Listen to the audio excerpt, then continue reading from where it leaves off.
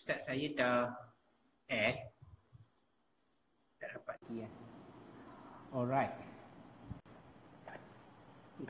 Assalamualaikum warahmatullahi wabarakatuh. Assalamualaikum warahmatullahi wabarakatuh. Apa khabar? Baik, Pak Abashon, dah makan? Baik, Alhamdulillah. Terima kasih Ustaz sebab terima lawatan saya. Terima kasih jemput saya. Tak ada nak buat apa-apa. Ustaz dah masak ke? Tu yang tak boleh lebih sejam tu sebab nak kena masak. Okay. So macam mana Okay, kita tunggu lagi. Okay. Alright. Okay, Ustaz, kita sebenarnya dia borak ni santai je sebenarnya untuk mengisi masa terluang seorang saya lah. Kenangan duduk kat rumah seorang-seorang. Itulah pasalnya. Kenangan ni kenangan. Okey.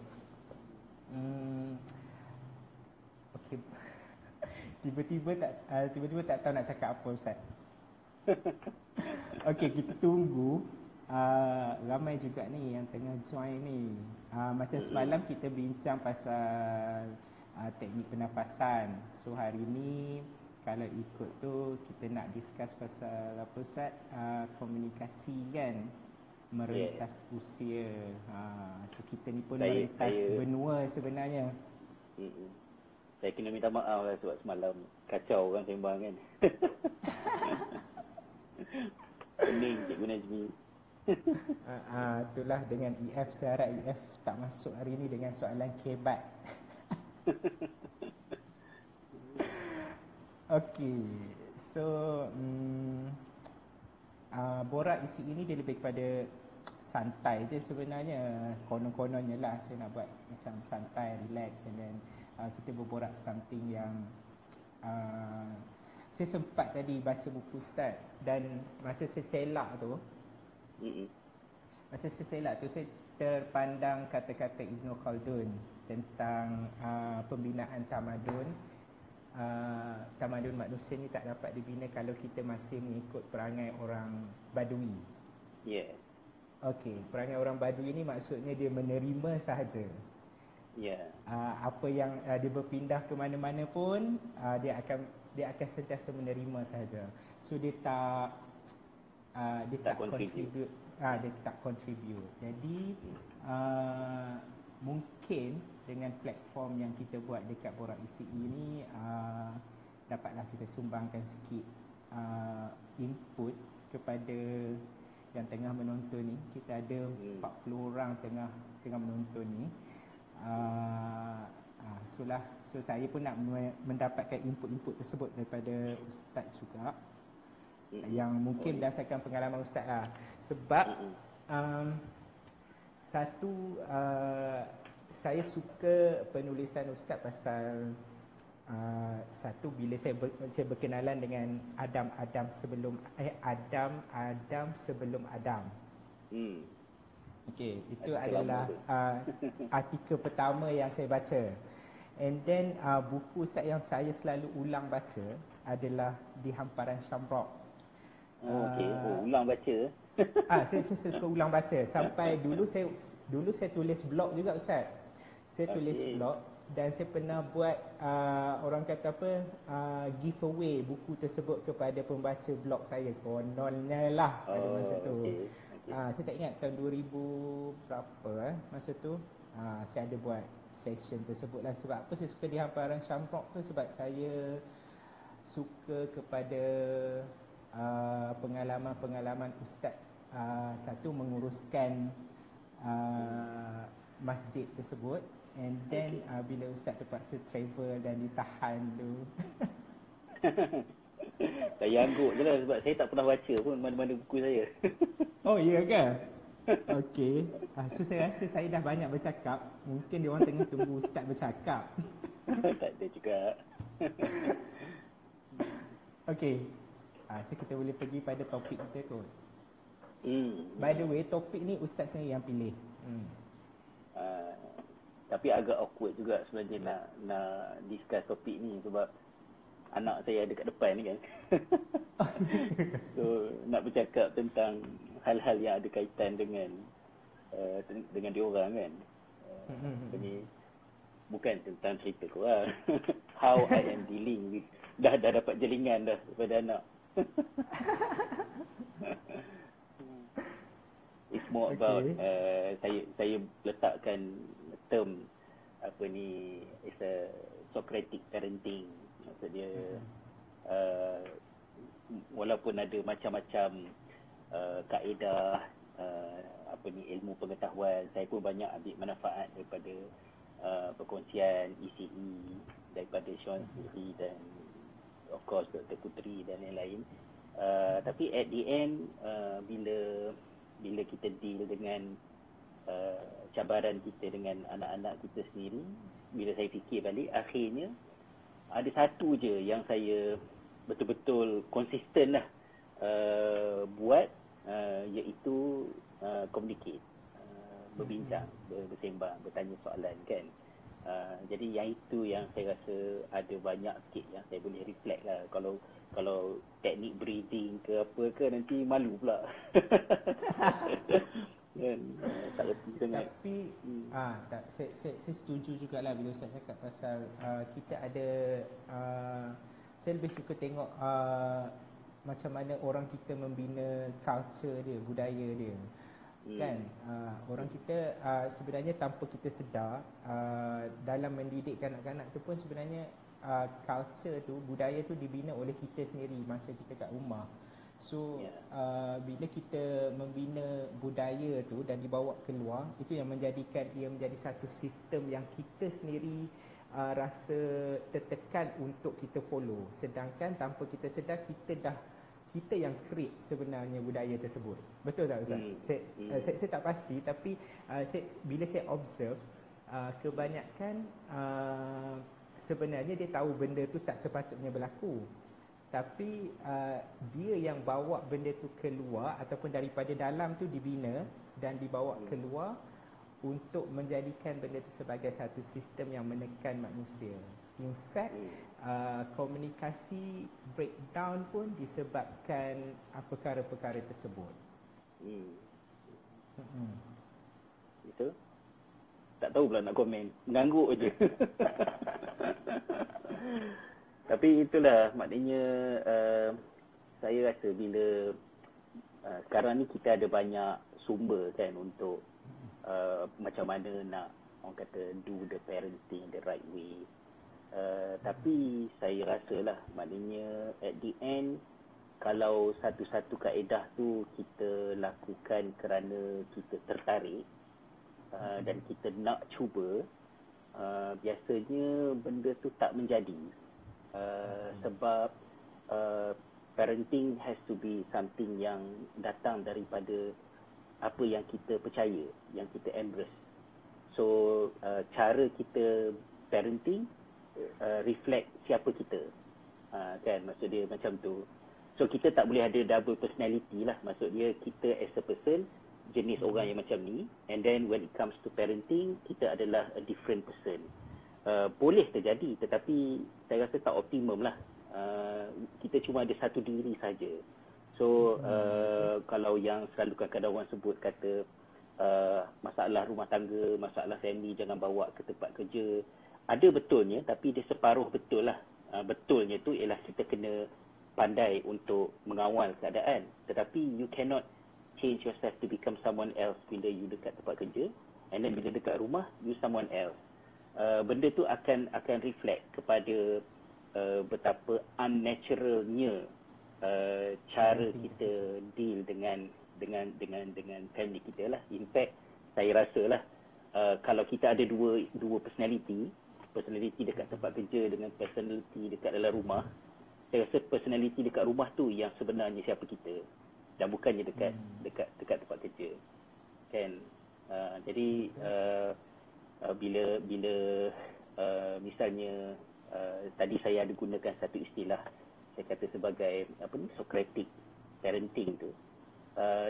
Socratic parenting tu bukanlah kerana kita berminat dengan Socrates ataupun kita nak cuba metod yang dikatakan Socratic parenting, tapi sebab kita sendiri berfikir, berperangai dan memikirkan sesuatu tu macam Socrates.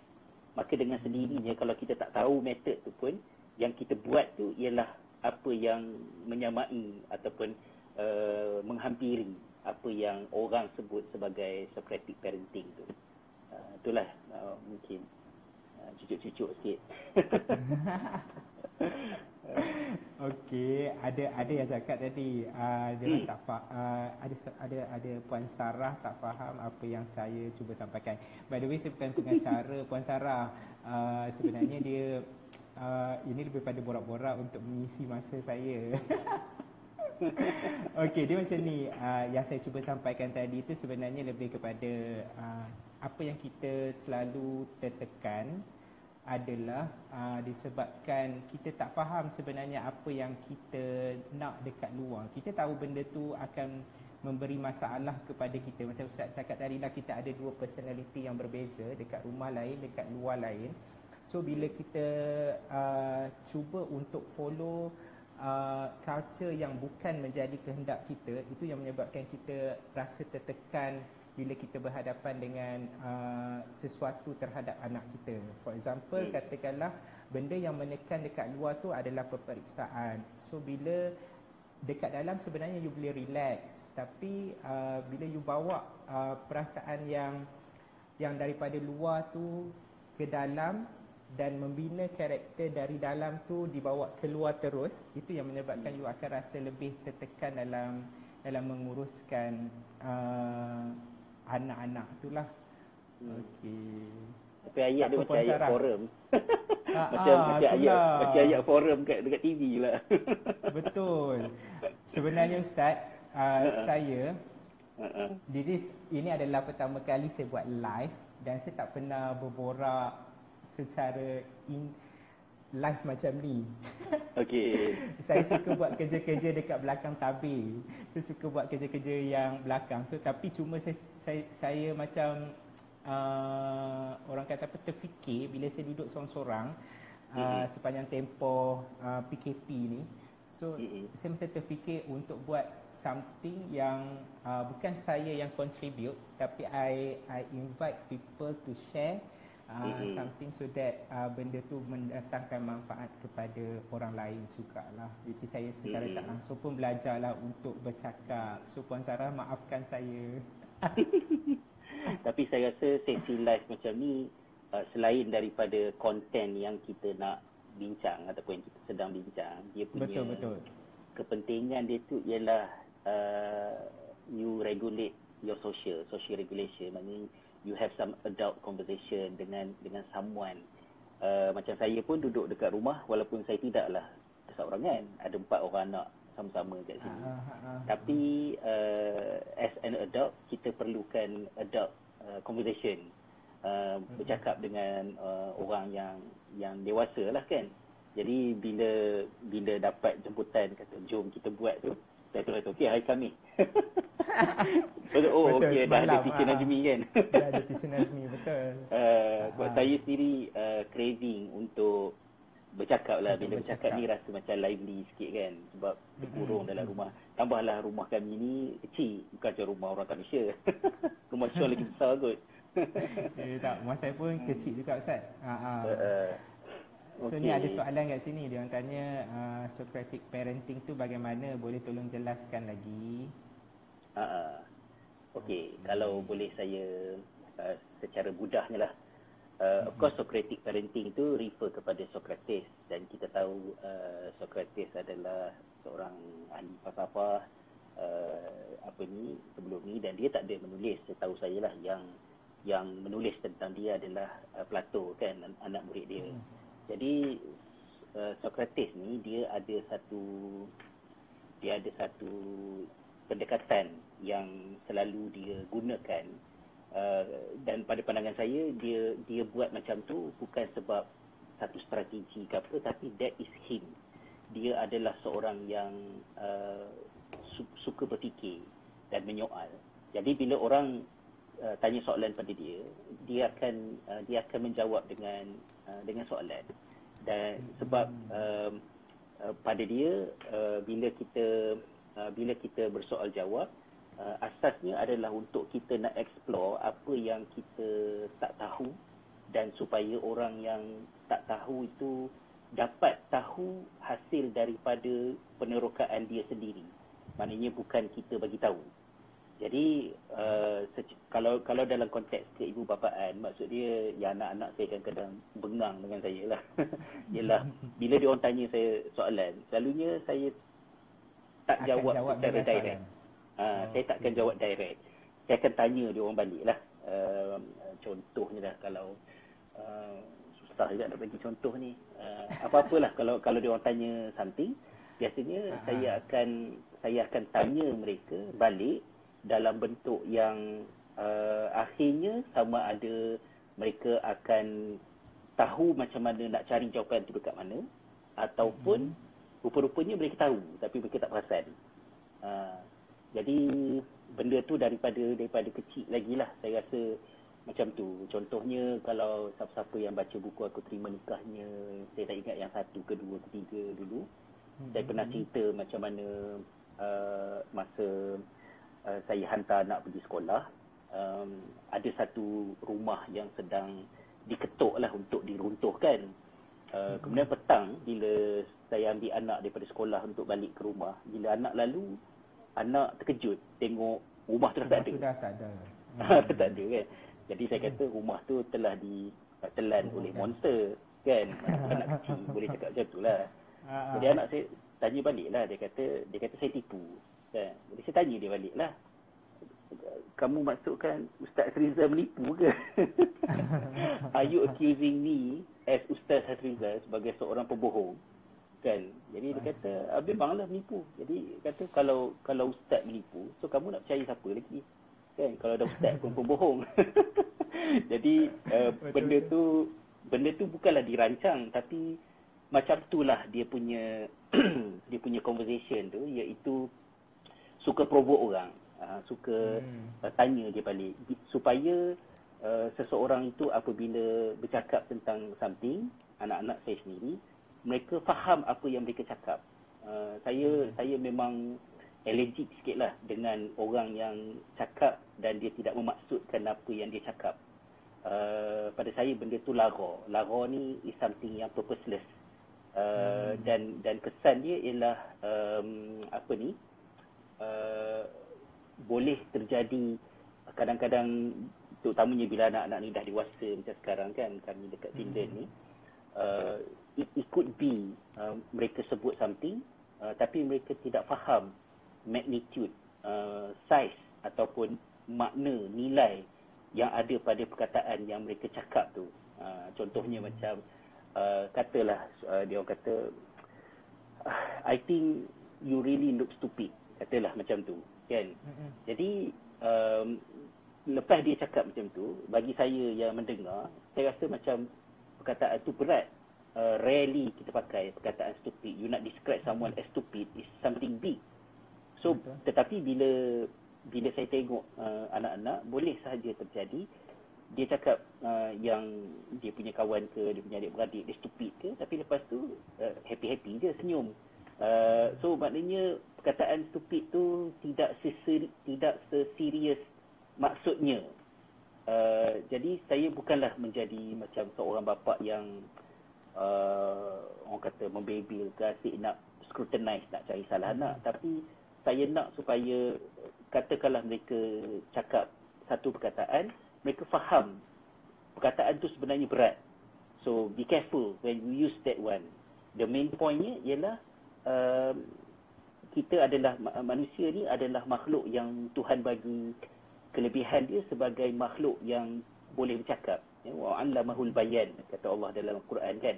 Memang Allah ajar kita sebagai manusia, sebagai makhluk yang boleh bercakap. So bercakap tu ialah senjata. Dengan percakapanlah kita membina sesuatu, dengan percakapan jugalah kita meruntuhkan sesuatu. Jadi bukan kerana saya nak train anak saya jadi Socrates ke apa ke, tidak, tapi it's just me. Memang saya jenis yang bila saya cakap, saya maksudkan apa yang saya cakap dan saya nak mereka juga follow benda tu. Yes. Jadi Socratic parenting ni basically-nya ialah kita jadikan conversation kita meaningful. It's not just question, bukan hanya soalan, tapi dalam perbualan pun, perbualan itu mesti meaningful, ada isi. Kita tidak boleh paksa anak-anak kita untuk percaya kepada kita supaya bila mereka ada masalah ke apa ke, mereka refer kepada kita. We cannot force that because di peringkat umur tertentu, yes, anak-anak kita percayakan kita sebab umur mereka tu, dunia mereka belum besar lagi. Kawan-kawan masih lagi strangers kepada mereka. Tapi akan sampai at one stage, kita terpaksa secara semula jadi bersaing. Apabila mereka mungkin lebih selesa dan lebih percaya untuk discuss dengan peers mereka. Jadi pada masa tersebut, kita kena berlapang dada dah yang anak-anak kita tidak lagi rujuk kepada kita, takkan lagi menganggap kita sebagai tempat mereka mendapat jawapan. Tapi kalau sekiranya komunikasi itu terus berlaku daripada kecil sampailah dewasa, ada stage dia nanti yang anak itu akan kembali kepada kita. Apabila masalah tu terlalu besar ataupun terlalu complicated ke, mereka akan sedar balik bahawa kat rumah tu ada someone yang mereka boleh trust, yang akan advise mereka, bagi opinion kerana genuinely orang tu sayangkan mereka. So itu yang selalunya kita, macam kalau yang kita nampak kan Ustaz, macam yang Ustaz cakap, anak-anak akan kembali tu selalunya bila dia berusia dalam lingkungan 30-an ke atas tu, mungkin kita dah kembali untuk berkomunikasi dengan parents kita kan. Jadi kalau yang 30 ke bawah sampai dari umur 17 ke 30 tu, dia macam dia ada breakdown sikit. Sebab mungkin dia ada peers dekat situ, dia ada kawan-kawan dia dan dia ada benda-benda yang dia nak explore. So bila dia dah masuk, itu yang kita perasan lah kan. Cuma ada saya satu gelak soalan tu sebab bila Sean sebut 30 tu macam alamak lambat lagi rupanya. Macam betul. Kena tunggu lagi 15 tahun baru anak saya akan kembali. Apa ni pada saya kan. Sebab saya rasa macam tu sebab saya ini personal lah Ustaz, sebab bila saya masuk usia 30 ke atas, kita akan rasa the person yang kita rasa nak contact adalah parents kita. I mean, bila kita ada problem, kita akan refer kepada parents kita dulu. Cuma masa kita usia 30-an ke bawah tu, kita lebih kepada kawan-kawan dan sebagainya. Okey Ustaz, ada satu soalan ni. Macam mana nak memahami kehendak anak-anak yang mungkin berbeza dengan apa yang kita nak buat dalam rumah?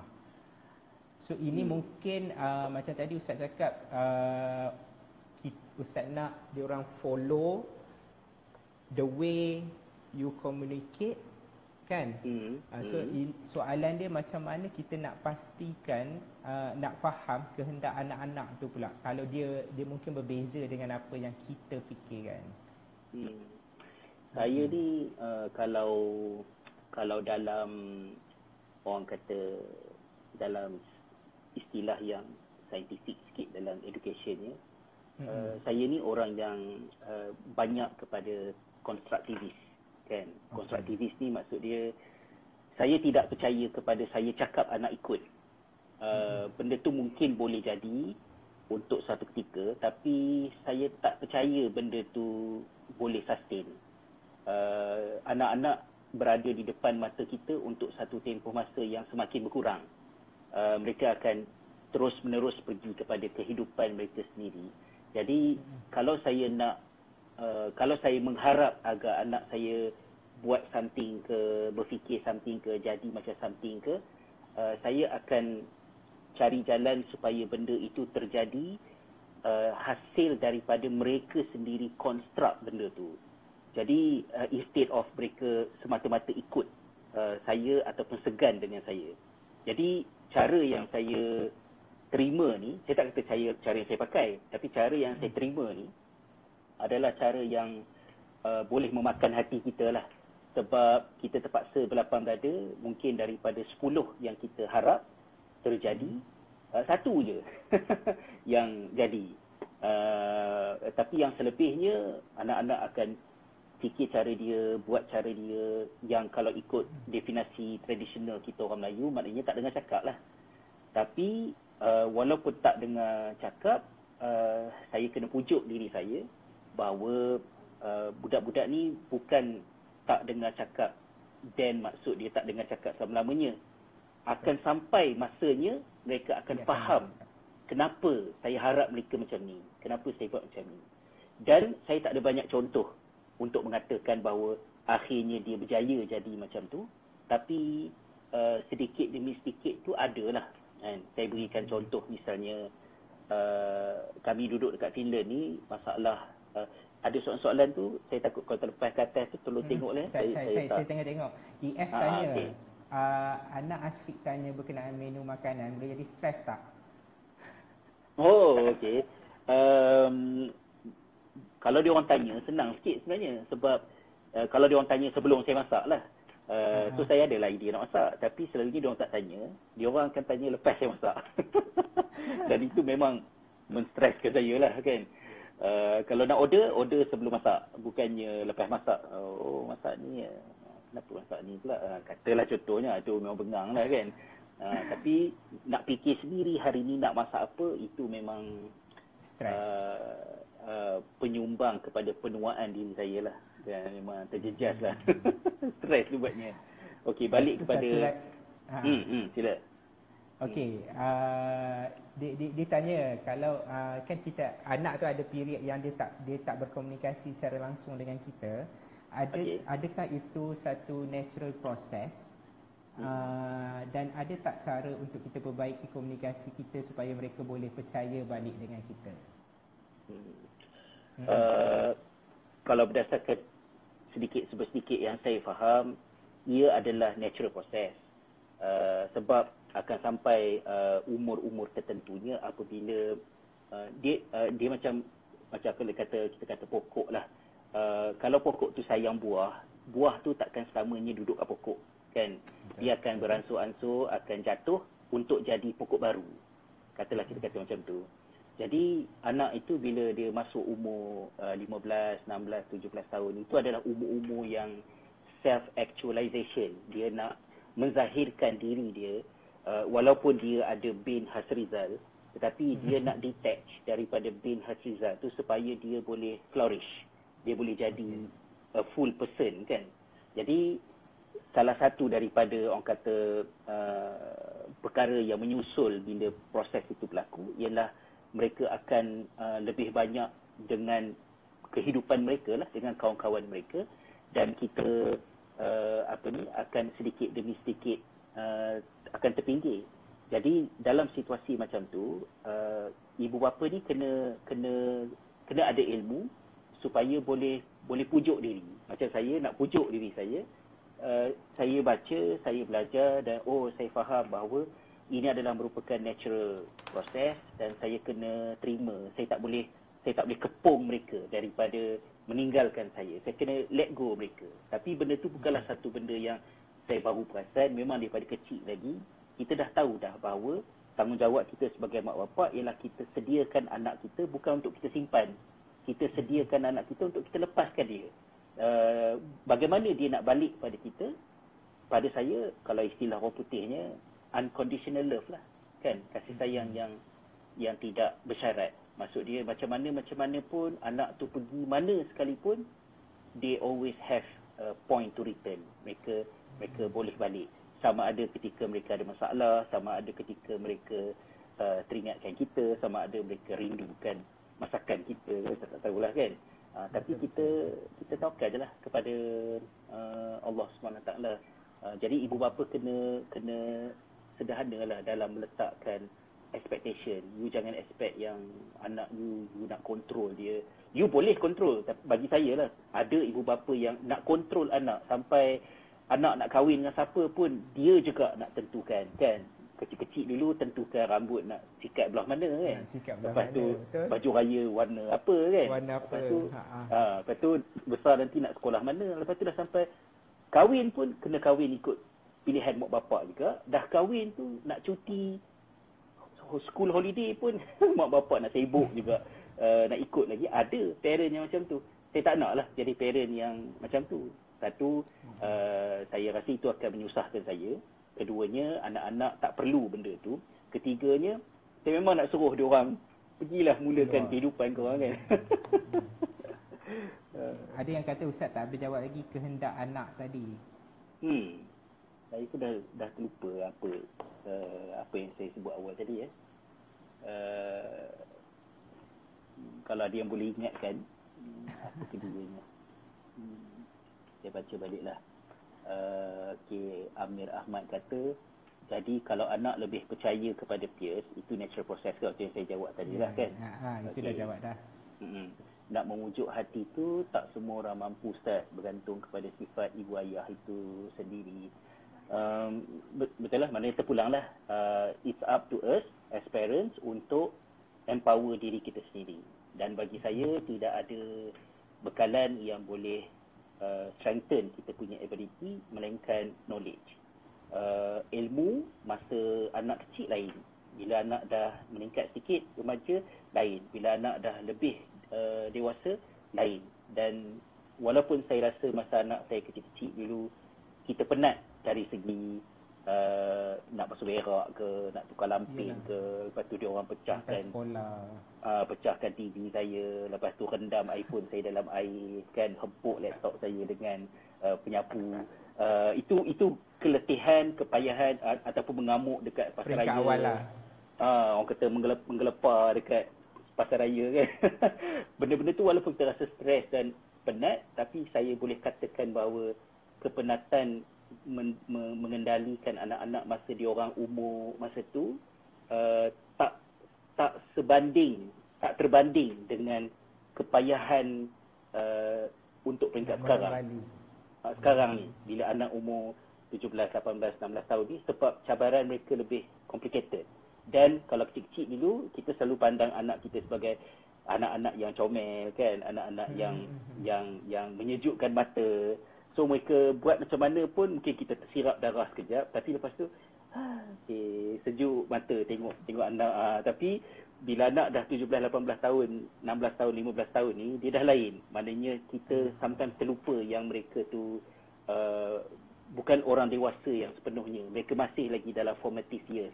So sometimes kita expect mereka behave macam orang dewasa, dan itu menyebabkan kita banyak makan hati lah kalau kita tak pandai jaga. Jadi kita kena cari knowledge untuk handle anak-anak remaja, dan dalam masa yang sama kita juga kena jaga kesihatan diri kita, termasuk kesihatan emosi, kesihatan mental. Macam semalam bila Teacher Nazmi tunjukkan deep breathing punya teknik tu, itu memang yang saya amalkan.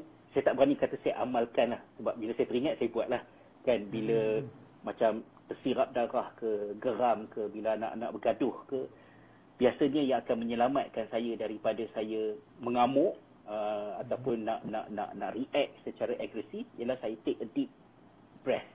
Sebab bila kita take a deep breath tu, orang kata hubungan di antara jantung kita dengan otak kita akan stabil balik. So itu akan membolehkan kita tone down, relax. Tak tahulah 10 tahun akan datang akan lagi susah ke ataupun lebih senang, saya tak tahu. Tapi saya harap pada masa yang akan datang tu akan beransur-ansur mudah, kerana anak-anak kita ni bila dia sampai usia lebih kurang dalam 25, kalau kita katakan macam tu, barulah mereka full adult. Even dari segi otak diorang pun masa itulah baru fully developed kan, untuk mereka dapat full capacity as adult. Untuk bawah 25 tahun ni kita kena sabar. Kalau marah pula anak saya ke depan ni. Tapi poinnya ialah umur belasan-belasan tahun ni kita macam kita kena bagi ruang untuk mereka feel sebagai dewasa, adult, but at the same time kita kena siap-siap lah dalam hati kita. tak, sebenarnya korang tengin lagi kan. Sebab macam bukanlah pandai sangat kan. Ya, korang perlu belajar lagi. Ya. Dan kalau Sean sebut 30 tadi, pada pandangan saya, akhirnya anak akan betul-betul appreciate apa sebenarnya yang telah parents usahakan pada satu ketika dahulu. Saya berpandangan ianya hanya akan fully sampai kepada peringkat itu bila sampai umur mungkin 40 tahun. Kan? It has to be longer. Maksud dia bawah 40 tahun tu still ada banyak blind spot dalam hidup kita lah. Ada banyak lagi benda yang kita tak nampak.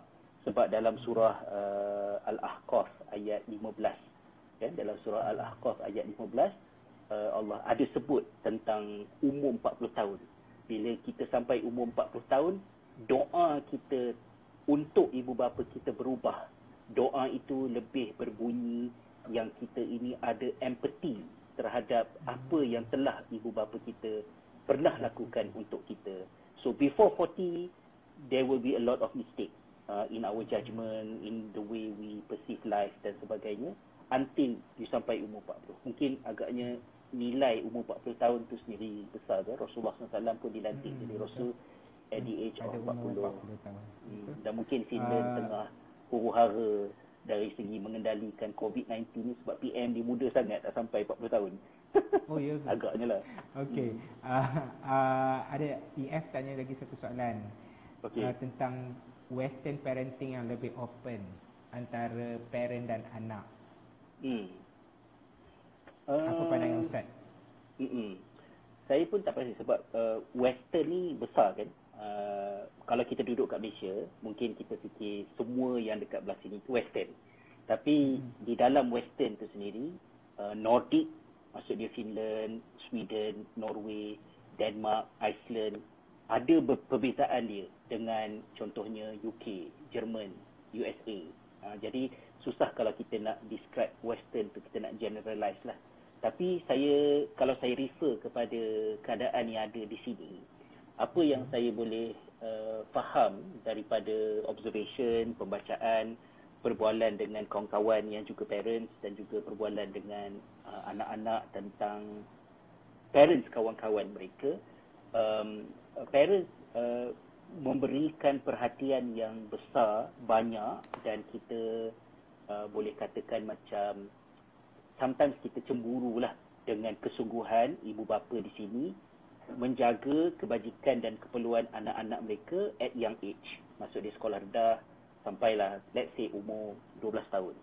Tetapi pada pandangan saya, mungkin betul mungkin salah, bila anak-anak tu mula meningkat remaja, ada ramai ibu bapa yang somehow withdraw daripada membabitkan diri dalam proses pembesaran anak-anak bila anak-anak tu mula masuk remaja.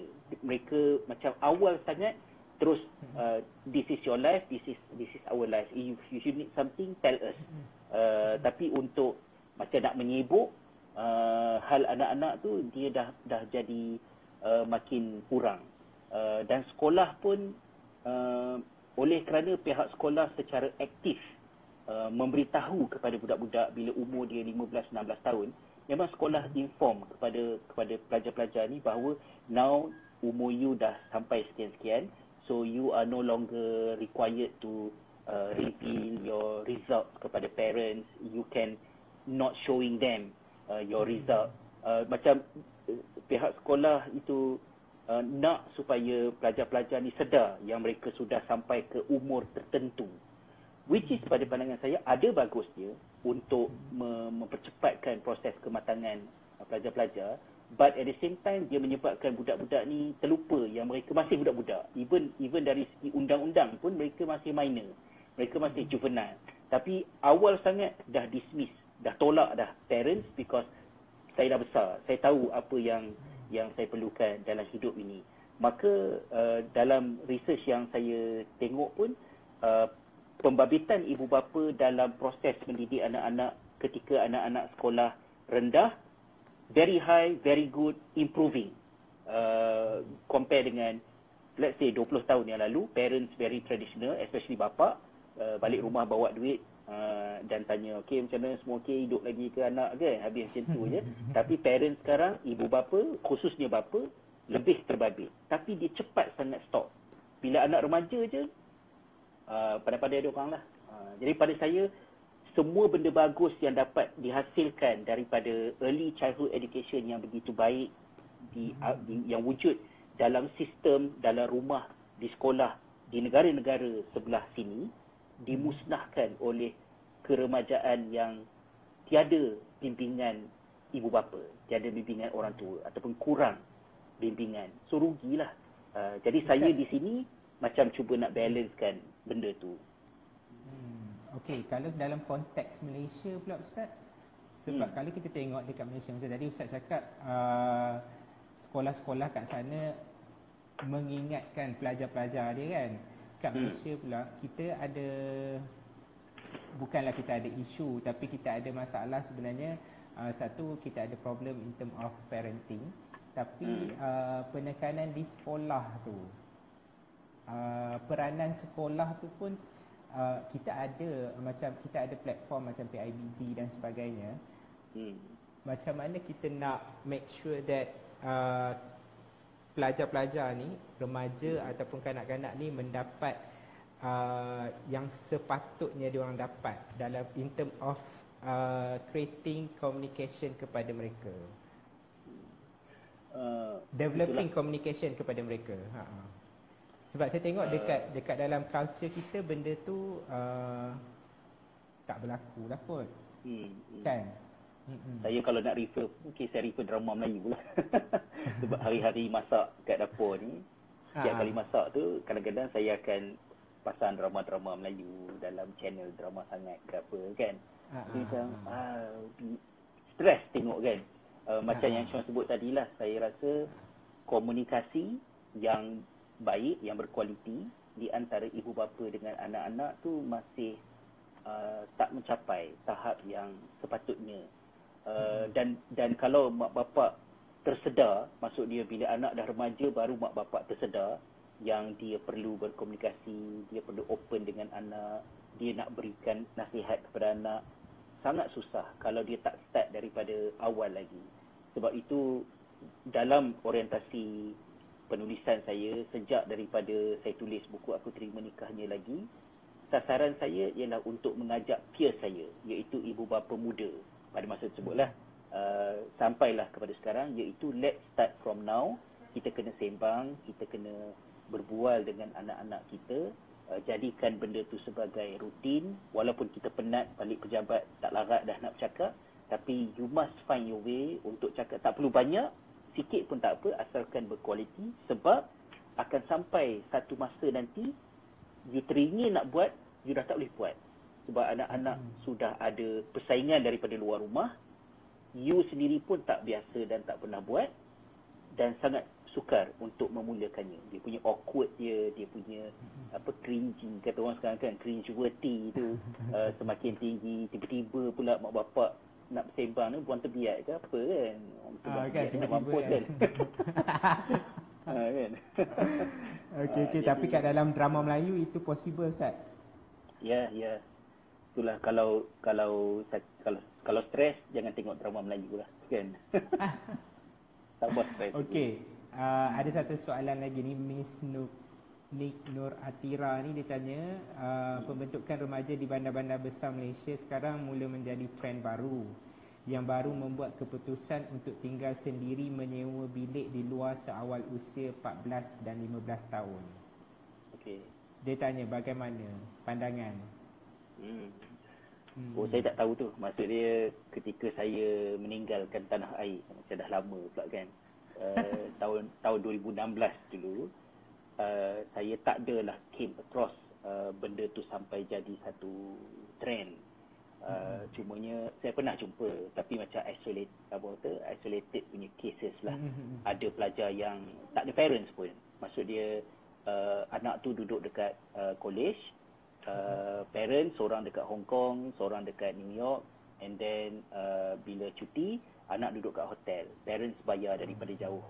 So memang tak ada family unit pun tak ada. Saya pernah jumpa, tapi itu adalah orang kata kes yang agak terpencil. Tapi kalau sampai kepada macam yang diungkapkan sebentar tadi, bagi saya itu boleh jadi something yang memberi keselesaan kepada some parents, sebab untuk menyimpan anak remaja di rumah memang Kak Misha, Kak Fina boleh cakap, Kak Misha tak tahulah, tapi kalau kat sini orang kata macam pain in the ass kan.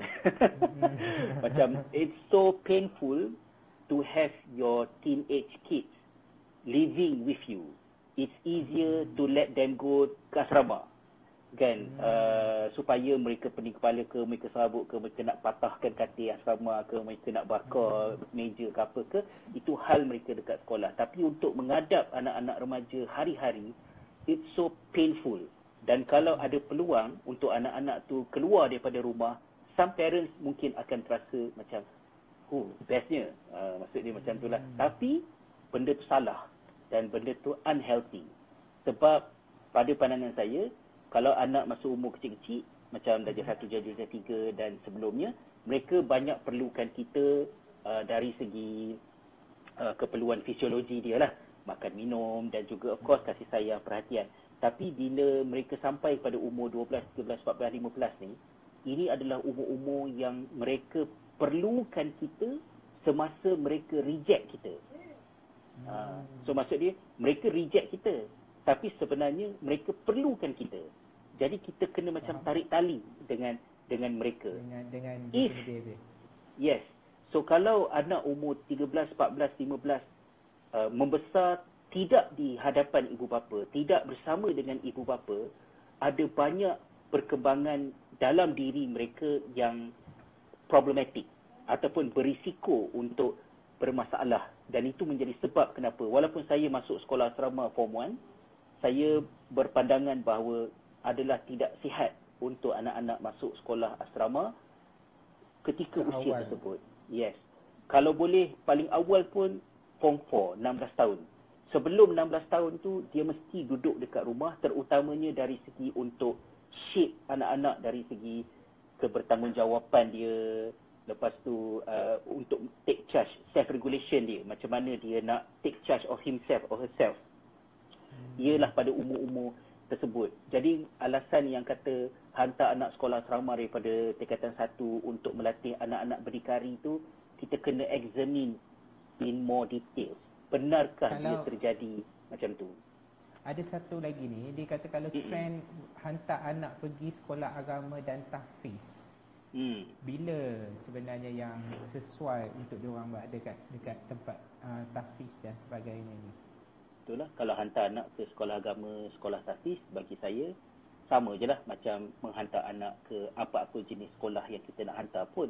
Tapi concern utama saya bukan jenis sekolah, concern utama saya ialah pada umur berapa anak itu dihantar. Menghantar anak-anak ke sekolah asrama pada usia sekolah rendah, bagi saya is a crime. Ia adalah satu jenayah. Sepatutnya boleh ada satu enforcement, penguatkuasaan untuk tidak membenarkan benda itu berlaku, kecuali dalam situasi-situasi keluarga orang susah yang keadaan di rumah tidak selamat, pedalaman. Yes, pedalaman betul, tak apa. Tapi as an option untuk hantar anak ke sekolah tahfiz pada usia sekolah rendah, bagi saya itu adalah satu jenayah. Mendedahkan kepada pelbagai risiko dan tidak sihat untuk perkembangan identiti pelajar tersebut. Tapi kalau menghantar mereka ke sekolah tahfiz, sekolah agama pada usia yang berikutnya, pada usia yang lebih dewasa, maka itu terpulanglah, tengoklah pada usia. Saya cenderung kepada 16 tahun ke atas. Tapi saya faham kalau 16 tahun baru nak start hafal Quran, it's not going to be as smooth as menghantar anak menghafal Quran at younger age. Tapi bagi saya tak kisah. Sebab saya baca sirah Nabi SAW, saya examine sejarah umat Islam. Umar bin Al-Khattab menghafal surah Al-Baqarah 12 tahun. Majoriti para sahabat mengambil masa yang panjang untuk menghafal Al-Quran, dan saya bukan peminat ataupun berkeinginan untuk menjayakan satu program tahfiz 2 tahun, setahun untuk terus hafal Al-Quran. sebab it does not dia tidak selari dengan pemahaman saya terhadap bagaimana memori manusia berfungsi. Saya lebih suka cara yang saya nampak terjadi di kalangan para sahabat dan generasi Islam yang awal berbanding dengan apa yang kita dah biasa idea kita tentang sekolah agama, pendidikan Islam, menghafal Al-Quran pada later generation 2, 3, 4, 500 tahun selepas zaman Rasulullah SAW. Ustaz, tadi yang tadi tu ada yang kita terhenti tadi, dia kata tadi Ustaz berhenti untuk bagi contoh yang dah buat dalam didik anak-anak dengan tidak sepenuhnya suruh mereka follow Ustaz, tapi lebih kepada biarkan mereka construct sendiri solution kepada permasalahan itu. Ya. Okey, saya nak cerita contoh tadi. Anak-anak kami di sini ni ada masalah dari segi pendidikan agama bila duduk dekat Finland ni kan. Jadi subjek Islam ada dekat sekolah. Tapi ada macam-macam isu, which is okay daripada tak ada langsung, tapi kita tak bolehlah nak rely sangat. Kemudian kelas agama dekat masjid saya tak berapa suka sangat sebab satu, kelas tu dijalankan pada hari Sabtu ataupun hari Ahad ketika hari anak-anak bercuti. Nak korbankan cuti untuk pergi mengaji Al-Quran tu is a big challenge. You have to make sure apa yang dia dapat dekat masjid tu lebih baik daripada nilai cuti tu, then baru benda tu berhasil. Tapi kalau pergi tu sakit hati, lepas tu cuti pun terkorban, saya takut reverse impact lah. Jadi penyelesaiannya ialah kena ajar anak-anak kat rumah lah. Ni ajar ni maksud saya basic macam ajar Quran. Tapi anak-anak ni macam-macam lah. Tak nak lah, malas lah, gini lah apa semua. Dia orang pernah dengar tak Ustaz? Ada sebelah ni. Semua dah mencebik muka kan. So saya memang frustrated dan saya rasa itu tanggungjawab saya dan kesalahan saya. Bila kemampuan mereka membaca Al-Quran tu merosot, salah saya sebagai parent. Tapi bila saya fikir balik, saya berseorangan menjaga 4 orang anak dekat sini, isteri saya dekat negara lain. So saya kena jaga study saya kena jaga kerja saya, kemudian persekolahan mereka, masalah kawan mereka, makan minum, kemas rumah, mop lantai, semua. Jadi dah tak berbaki. Kira macam penat kan. Dan kalau nak mengajar Quran tu terus macam nak marah. Sehinggalah, secara ringkas takut tak cukup masa, sehinggalah baru-baru ni bila cikgu Islam kat sekolah bagi tugasan untuk semak hafazan, anak-anak saya di hadapan saya menunjukkan kepada saya betapa telah sangat merosotnya kemampuan mereka menghafal membaca Al-Quran. Sangat banyak terjejas. They have been here for almost 4 tahun kan.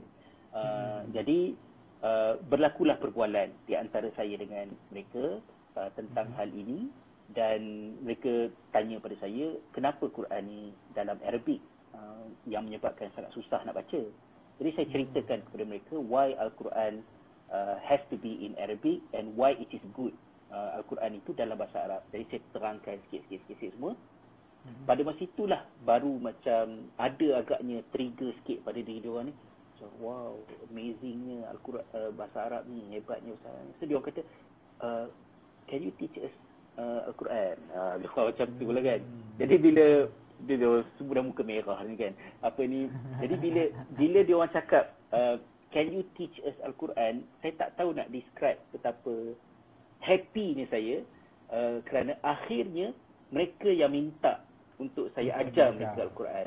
Dan saya tahu bila mereka minta, maka barulah proses belajar itu akan menjadi dan cepat. Lebih mudah. Betul. Yes. Sebab dia orang dah berbanding bersedia dengan saya push juga daripada dulu sampai sekarang, yang akan terjadi ialah constantly saya ni akan nagging dengan diorang, dan saya takut diorang jadi benci dengan Quran. So tapi macam mana nak buat macam tu, saya boleh katakan saya tak plan pun macam tu. Saya doa. Wahai sang ayah, sabar, akan sampai masanya anak-anak ni akan sedar sendiri dan mereka akan minta untuk saya ajar mereka. Mereka akan tahu yang ayah mereka Ustaz Rizal. Kan? Dan sebab baru dia orang saja dah ready Ustaz. Masa tu dia orang dah ready kan. Bila mereka dah ready. Sama jugalah macam kes bila kita bagi tekanan kat kanak-kanak waktu usia awal, Itu yang menyebabkan bila dia naik satu peringkat usia, pembelajaran tu proses yang